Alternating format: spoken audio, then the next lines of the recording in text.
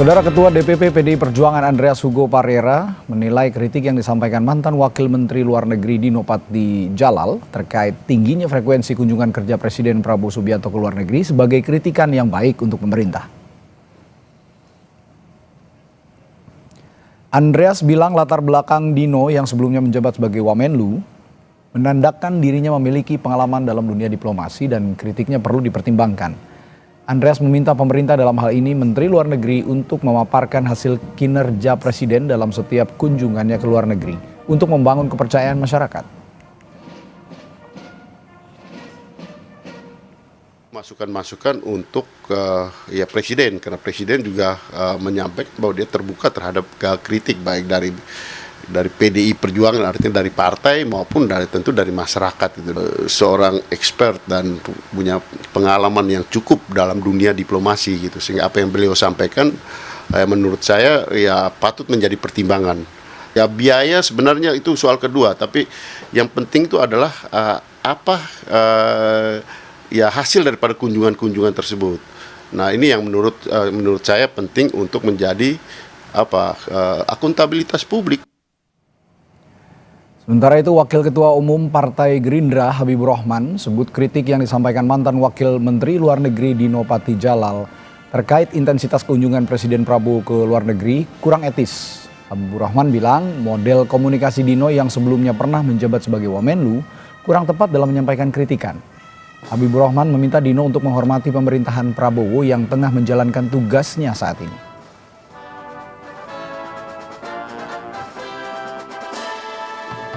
Ada etika di kalangan orang yang pernah menjabat, artinya memberikan kesempatan kepada orang yang saat ini menjabat untuk bekerja. Ini kan negara demokrasi. Dia bilang negara demokrasi, dia mengkritik, ya saya mengkritik balik beliau.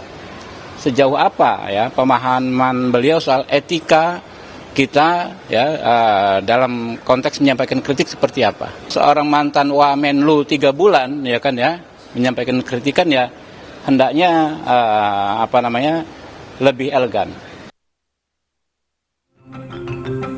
Kegiatan kunjungan kerja Presiden Prabowo Subianto ke luar negeri kini menjadi sorotan publik. Diplomat senior yang juga mantan Wakil Menteri Luar Negeri Dino Patijala mengkritik seringnya kunjungan Presiden Prabowo ke luar negeri. Dino menyarankan Istana melakukan penghematan dengan memanfaatkan teknologi video call serta memangkas biaya protokoler yang dinilai membebani negara. Sebagai sahabat lama Bapak, saya mewakili komunitas hubungan internasional dan banyak rakyat Indonesia menghimbau Presiden Prabowo untuk secara signifikan mengurangi perjalanan ke luar negeri dan tidak menganggap remeh jeritan publik mengenai hal ini. Dalam perhitungan kami, dari seluruh pemimpin dunia, Presiden Prabowo telah menjadi kepala negara yang paling sering melakukan perjalanan ke luar negeri. Semenjak menjabat menjadi presiden, 1 dari 6 hari dihabiskan beliau di luar negeri. Kunjungan kepala negara ke luar negeri memakan biaya yang besar dan bahkan sangat besar.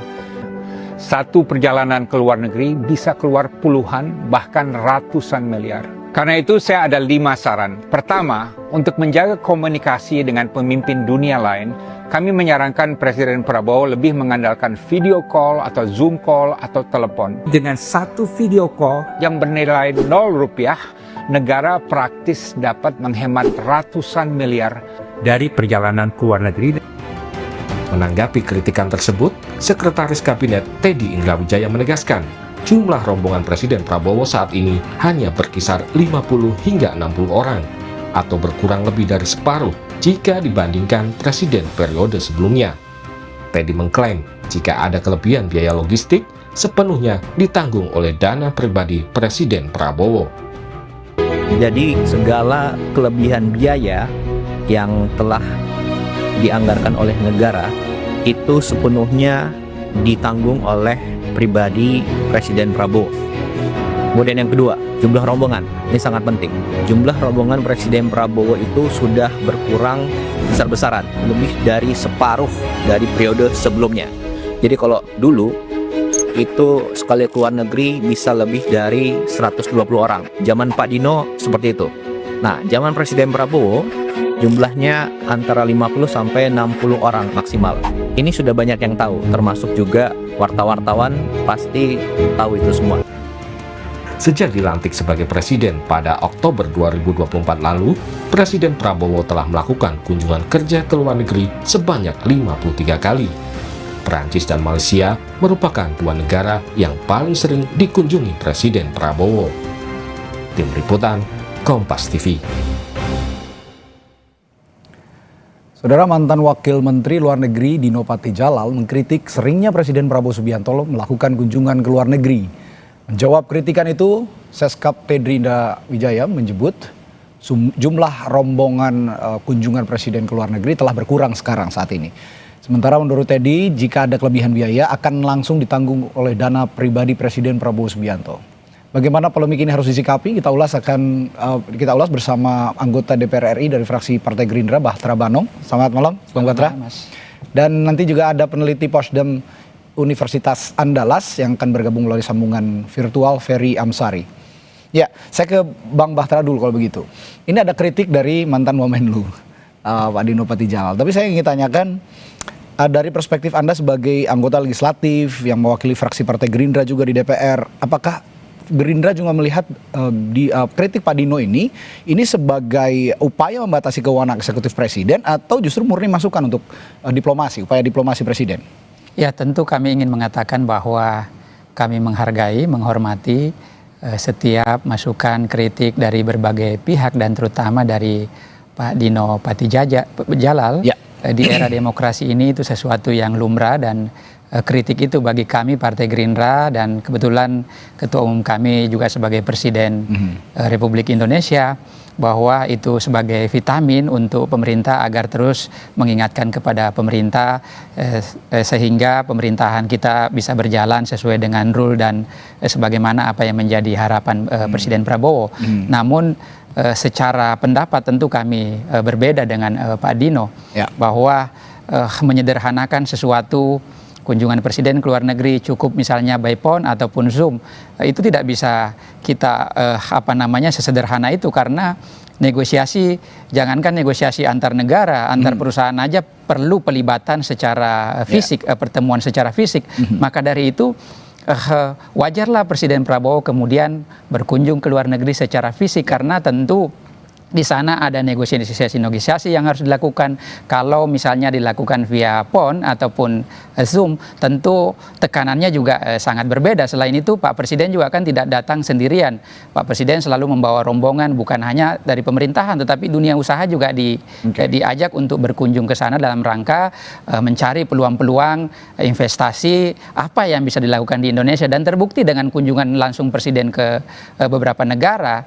Kita tahu sendiri bahwa selama satu setengah tahun terakhir ini, mulai dari tahun 2025 sampai di kuartal pertama 2026 ini, kira-kira kurang lebih sekitar 4.230 triliun yang nilai investasi yang dihasilkan dari luar negeri. Artinya keberadaan Presiden secara langsung berkunjung ke negara-negara itu menghasilkan sesuatu yang nyata bagi bangsa kita. Jadi menurut hemat saya tidak bisa kita sederhanakan hanya sesimpel itu. Dan hasil yang Anda ungkapkan tadi 4.000 triliun lebih itu tadi ya, itu kan tadi juga ada masukan dari anggota DPR dari PDIP, Bung Andreas Hugo Parera, bahwa sebaiknya hasil-hasil itu juga diungkapkan ke publik secara transparan sehingga publik tahu sebagai bentuk pertanggungjawaban ini sudah dilakukan oleh Presiden begitu. Itu apakah sudah dilakukan? Kita melakukan itu, kami juga sudah mempublikasi ya, terutama misalnya di Pak Seskap sudah menyampaikan, terus kemudian kami di media Gerindra juga menyampaikan bahwa terutama kunjungan terakhir ini Presiden Prabowo ke Perancis, dari segi saya akan membacakan ya secara detailnya supaya kita enggak dan itu bisa diakses oleh publik. Bisa diakses oleh publik. Kita melihatnya bahwa untuk sekitar 1, triliun ya investasinya untuk perusahaan, terus kira kurang lebih 3,5 miliar dolar kesepakatan komersil yang lain. Jadi di kunjungan terakhir aja ini menghasilkan begitu banyak investasi, belum lagi misalnya yang lain. Dan tentu begini ya, Presiden berkunjung ke sana, contoh kecil, di antara banyak negara kita tahu sendiri bahwa urusan Perancis ini Pak Presiden mungkin dari sekian kepala negara yang kemudian diberi penghargaan setinggi-tingginya oleh Perancis, dirayakan di Bastille Day misalnya, Pak Prabowo hadir di sana, terus kemudian Presiden Macron datang ke Indonesia, masa kita juga misalnya nggak mau hadir secara fisik ke Perancis, Presiden kita memenuhi undangan Presiden Emmanuel Macron. Baik, saya akan ke Bung Ferry kalau gitu. Bung Ferry, kalau tadi disebutkan juga oleh Seskap Teddy bahwa ini lumrah dilakukan sebenarnya dan itu menghasilkan kalau kata Bung Bahtera tadi. Dan satu lagi yang disebutkan oleh Seskap Teddy tadi, bahkan kalau ada kekurangan anggaran ini ditanggung oleh dana pribadi. Nah, secara Anda juga sebagai ahli tata negara ya, ahli hukum tata negara. Secara ketatanegaraan, hukum ketatanegaraan, apakah ini juga bisa dilakukan sebenarnya menggunakan dana pribadi untuk keperluan negara? Ya, pertama tentu saja harus ada panutan hukum ya atau peraturan dalam melihat permasalahan ini. Satu, saya merasa perlu juga Seskap Teddy atau teman-teman di Gerindra membaca peraturan Menteri Keuangan nomor 164 tahun 2015 tentang tata cara perjalanan dinas pejabat termasuk presiden di dalamnya. Nah, di dalam ketentuan itu diperhatikan pasal 3-nya ada beberapa prinsip perjalanan dinas. Satu, harus selektif. Jadi harus dipastikan betul sebelum berangkat, keberangkatan itu memang penting bagi presiden untuk datang. Agak janggal di mata publik kalau kedatangan presiden ke Prancis itu berkali-kali. Betul tadi contoh Presiden Emmanuel Macron datang, tapi kan baru sekali. Ini terlalu sering datang juga perlu dipertanyakan dalam rangka apa. Apa deal bisnis yang kemudian dilakukan di Perancis sehingga berulang-ulang kali datang. Nah, kalau tadi disebut bahwa ini pakai dana pribadi, perlu diingat juga bahwa ada prinsip penggunaan keuangan negara yang namanya efektif, efisien, dan memperhatikan ketersediaan anggaran. Pada saat ini, rupiah itu sedang anjlok. Melakukan perjalanan dinas yang tidak selektif akan membebani anggaran dan biaya yang jauh lebih besar. Nah, di titik ini semestinya ada upaya yang agak sungguh-sungguh bagi presiden memikirkan apakah dana ini akan efektif atau tidak bagi keuangan negara kita. Kenapa harus berkali-kali dan menurut saya tidak juga selalu harus ada presiden. Karena biasanya presiden, Mas Bahtera, kalau kesepakatan di awal sudah duduk, itu akan ditindaklanjuti oleh para diplomat atau pejabat yang terkait dengan kepentingan bisnis itu. Tidak lumrah berkali-kali, terlalu sering. Meskipun efektivitas saya potong sedikit Bung Ferry, meskipun efektivitas yang Anda singgung tadi kata Bung Bahtera itu sudah menghasilkan 4.000 triliun lebih investasi yang masuk untuk Indonesia. Iya, bukan sekedar bicara menghasilkan, tapi yang keluar kan juga banyak. Kan cukup sekali presiden sepakat, lalu kesepakatan itu akan diikuti oleh pejabat-pejabat yang lain. Ada menlunya kok, ada dubesnya di sana, itu sudah bisa menindaklanjuti. Keempat yang perlu diperhatikan adalah prinsip transparan. Tadi dikatakan pakai uang pribadi. Ini nggak masuk akal dengan kita. Ini namanya perjalanan dinas atau perjalanan pribadi. Karena ada kriteria disebut sebagai perjalanan dinas karena jabatannya. Nah, ada yang bicara perjalanan pribadi. Jangan dicampurkan dua uang ini, uang pribadi atau uang negara.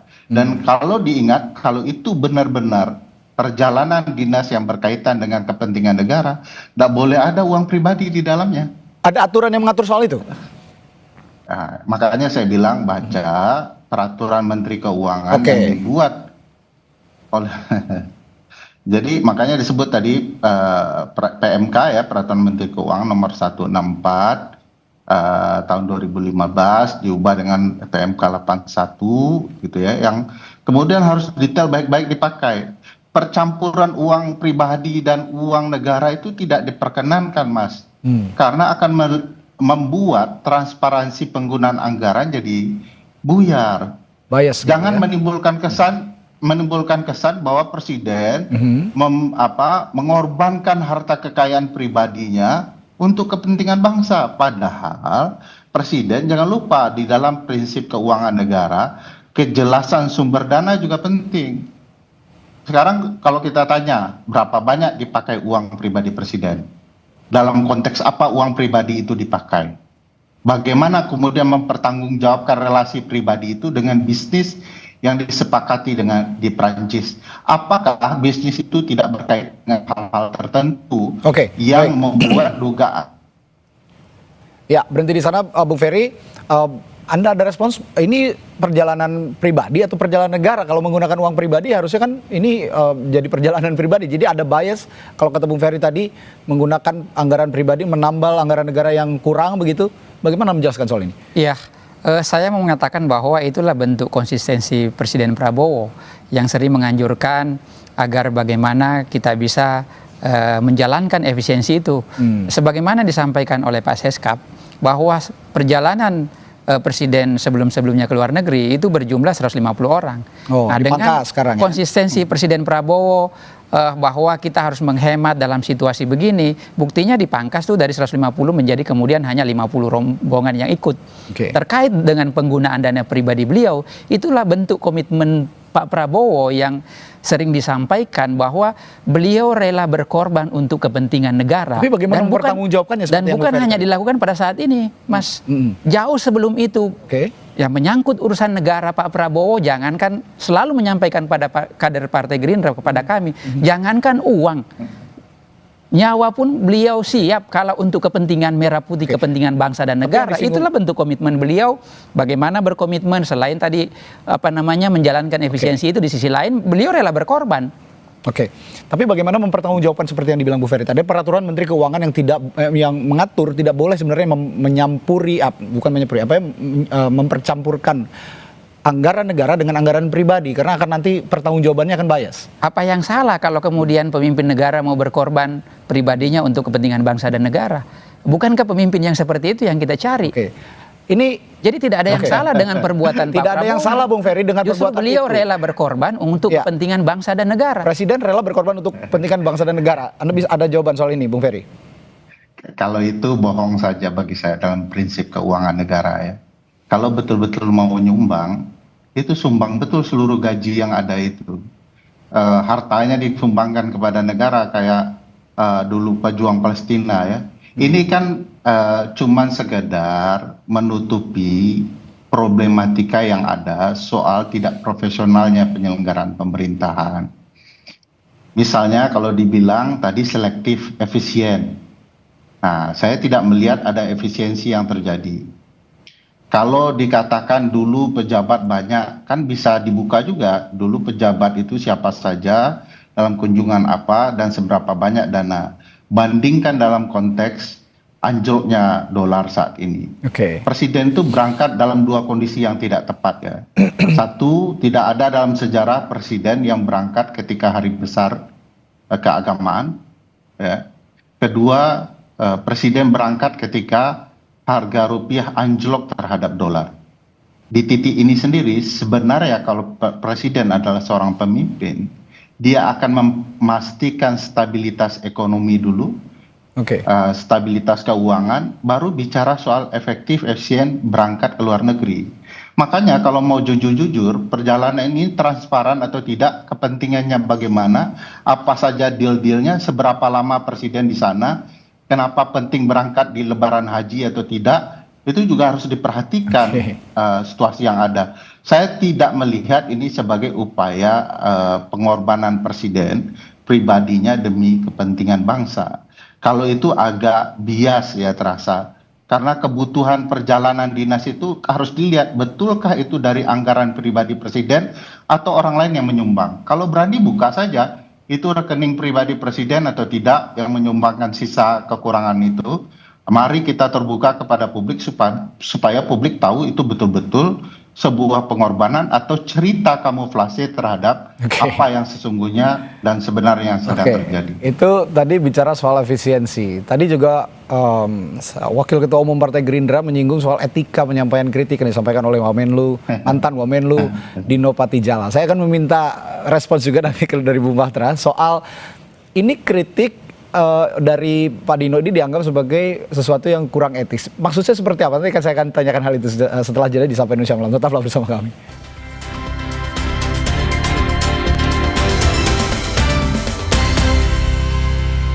Bincangan bersama anggota DPR RI dari fraksi Partai Gerindra, Bahtera Banong, dan juga ahli hukum tata negara dari Universitas Andalas, Ferry Amsari. Saya tadi ke Bung Bahtera bertanya soal atau meminta respon soal tadi Bung Habibur Rahman mengatakan bahwa kritik yang disampaikan oleh Pak Dino Patijalal sebagai Wamenlu ini kurang etis sebenarnya. Bagaimana maksud yang dimaksudkan oleh Bung Habibur Rahman tadi menurut Anda? Ya, sebelum saya ke situ saya ingin sedikit menanggapi soal Bang Ferry tadi ya. Seolah-olah ke sana tidak ada dampak yang nyata atau sesuatu yang dibawa misalnya berkali-kali. Dengan berkali-kalinya berkunjung Presiden ke Perancis, artinya hubungan kita dengan Perancis sekarang menjadi partner membership komprehensif yang tadinya misalnya jumlah kesepakatan kita antar negara hanya beberapa bidang, sekarang kan meluas sampai di pertahanan, selain ekonomi juga misalnya di sektor pendidikan, di sektor transformasi soal pengetahuan digital yang lain-lain. Artinya kan dengan mungkin kalau dilakukan secara by phone atau misalnya Zoom tidak mungkin bisa seluas itu kerjasama kita dengan Perancis. Tapi saya sedikit memotong. Tadi isu yang paling utama saat ini dialami oleh Indonesia adalah melemahnya rupiah. Nah, adakah dampak dari kunjungan-kunjungan itu untuk juga ikut secara positif memperkuat rupiah dan juga pasar? Misalnya? Justru itu ya, jangan dilihat instan ya. Pak Presiden Prabowo kenapa berkali-kali berkunjung ke negara-negara lain? Contoh kecil, taruhlah misalnya Presiden kita selama ini malas berkunjung ke negara-negara lain. Ketika misalnya ada kejadian, warga negara kita, kasus kemarin yang ditahan, tidak mungkin bisa secepat itu kita bebaskan melalui lobby-lobby. Karena Pak Presiden menjalin hubungan dengan banyak negara, itu bukti bahwa berhasil dengan menjalin hubungan banyak negara, kita bisa membebaskan warga negara kita dengan begitu cepat. Itu kalau selain dampak ekonominya ya, belum lagi misalnya dampak-dampak yang lain. Jadi menurut hemat saya, tidak bisa hanya kunjungan yang 1-2 kali ini terus kemudian kita menuntut hasil yang berlebihan juga dan instan juga. Tapi dari segi hasil juga dampak ekonominya tadi saya sebutkan bahwa berapa banyak investasi yang dihasilkan, belum lagi misalnya dampak-dampak yang lain. Dan kita harus menghitungnya, jangan misalnya hari ini berkunjung besok sudah ada hasil. Dan ini sesuatu menurut hemat saya tidak berbanding lurus dengan kalau kita misalnya menyampaikan soal biaya yang mahal, ya kan, soal jumlah intensitas kunjungan Presiden ke luar negeri itu tidak bisa dibandingkan dengan hasil yang didapatkan oleh bangsa kita hari ini. Nah, terkait soal tadi saya misalnya bisa penyampaian ini enggak Bang Bahtar? Iya, Bang Ferry. Silakan Bang Ferry. Sependek pengetahuan saya Bang, pertemuan pejabat tinggi antar negara itu selalu lebih jarang Bang. Itu sebabnya kalau Abang catat kunjungan Presiden ke satu negara yang sama itu tidak berkali-kali dan tidak pernah berkali-kali. Apalagi dalam tahun berjalan yang sama. Itu sebabnya dibutuhkan namanya Menteri Luar Negeri atau Menteri lainnya Bang. Jadi kesepakatan tingkat tingginya dilakukan oleh pimpinan tertinggi dan ditindaklanjuti oleh bawahannya itu Bang. Itu lumrah di mana-mana Bang. Bahkan untuk telepon antar presiden biasa Bang. Presiden Prabowo tidak datang mengucapkan selamat kepada Presiden Donald Trump ketika terpilih ke Amerika, tapi by phone doang. Jadi by phone itu biasa untuk mewakili betapa sungguh-sungguhnya beliau juga. Dan telepon kepala negara, kepala pemerintahan itu bukan sesuatu yang biasa, sesuatu yang tidak lumrah sekali. Jadi menurut saya ini cuman pembenaran untuk kealpaan seolah-olah Presiden sudah bertindak seperti Menteri Luar Negeri atau diplomat-diplomat yang ada. Pekerjaan diplomat itu juga maha penting karena dia merepresentasikan negara. Jadi diplomat itu bukan jabatan kecil untuk urusan-urusan yang dilakukan di negara lain. Bagi saya di sana kesalahan berpikir dan konsep ketatanegaraannya Bang. Oke, itu tadi apa ya, video yang disampaikan, kritik yang disampaikan oleh mantan Wamenlu Dino Patijalal juga ada contoh. Boleh saya bicara soal etika, Mas? Ya, sebentar, saya sedikit saja menyinggung karena ini masih frame-nya soal efisiensi kunjungan kerja. Nanti saya tanya karena masih seru nih sepertinya soal etika kunjungan kerja ini. Presiden Meksiko Claudia Sheinbaum itu berkali-kali, padahal Meksiko adalah mitra strategis kerjasama ekonomi dengan pemerintah Amerika Serikat. Ini hanya belasan kali bertemu atau bercakap-cakap lewat telepon, gitu kan?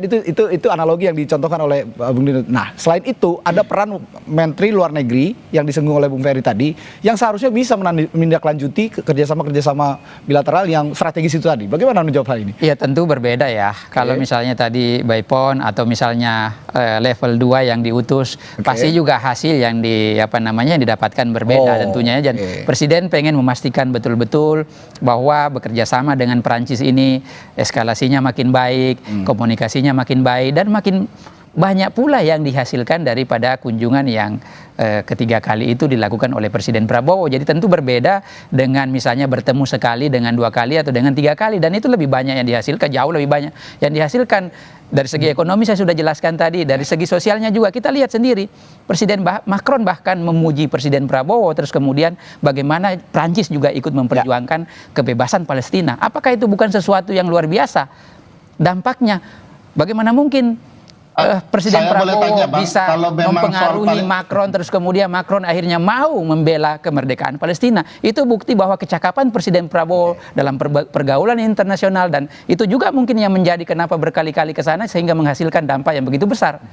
Ya, Bung Ferry. Saya boleh tahu apakah kesepakatan antara Prancis dan Indonesia soal perdamaian Palestina, Bang, dalam bentuk apa? Ya, buktinya Presiden Macron menyampaikan Bukan apa bentuk kerjasama. Turut ikut memperjuangkan bagaimana agar Palestina bisa merdeka. Itu pengaruh Presiden Prabowo. Tentu itu dilakukan oleh Presiden Prabowo selama ini berkali-kali berkunjung ke sana. Jadi tidak bisa hanya kita misalnya melihatnya bahwa nanti Palestina merdeka baru betul-betul dirasakan dampaknya. Ini kan dalam rangka upaya Presiden Prabowo berkunjung ke banyak negara untuk kemudian membantu agar ikut juga memperjuangkan kebebasan Palestina. Gimana Bu Ferry? Jadi bagi saya ini argumentasi yang dibuat setelah orang semua tahu ini tidak efektif dan efisien ya. Kalau betul-betul ini ada format relasi kerjasama antara Prancis dan Indonesia soal Palestina, itu pasti ada perjanjian yang tertulis bicara soal itu. Ini sama sekali tidak ada. Kedua, perlu dipahami konsep perjanjian itu selalu begitu, Bang Batra. Tidak bisa berkali-kali dalam 1 tahun yang sama. Itu terlihat tidak mempersiapkan apa saja yang mau diperjanjikan. Itu sebabnya ada pertemuan tingkat tinggi, ada yang tingkat rendah. Di mana-mana begitu. Jangan dilarikan bahwa berkali-kali akan efektif. Mari transparan. Dari berkali-kali itu kenapa harus di follow up terus pertemuan? Harus ada tuh jenjang ceritanya. Itu yang disebut prinsip transparansi tadi. Saya tidak melihat ada keterbukaan kenapa berkali-kali di follow up terus oleh seorang presiden.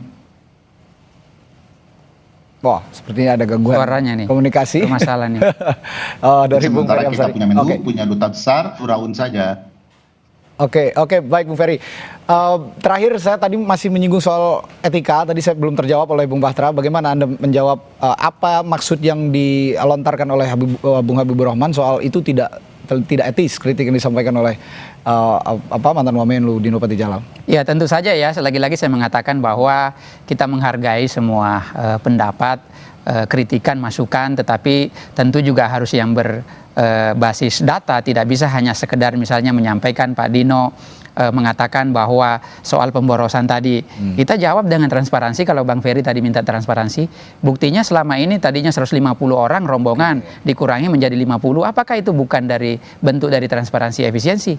Yang tadinya misalnya kalau ada kekurangan-kekurangan Pak Seskap menyampaikan bahwa Pak Prabowo menutupi dengan kekurangan-kekurangan itu. Di wilayah mananya kita nggak transparan. Soal misalnya pencapaian dari hasil kunjungan ini, kita sampaikan bahwa dalam 1 tahun, 1,5 tahun, dampaknya sekian 4.230 triliun yang dihasilkan oleh investasi. Belum lagi misalnya dampak-dampak yang lain yang saya sampaikan tadi. Jadi di wilayah mananya kita nggak transparan menyampaikan dari hasil setiap kunjungan Presiden Prabowo. Ya, oke. Gimana Bu Ferry? Abang tidak menyebutkan ketika kunjungan presiden sebelumnya itu harga dolar masih di atas 11.000 rupiah.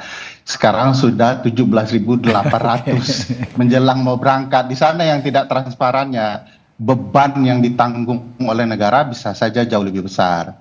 Nah, bagi saya mempertahankan apa yang salah begini sebenarnya juga akan membuat orang tertawa saja kepada istana.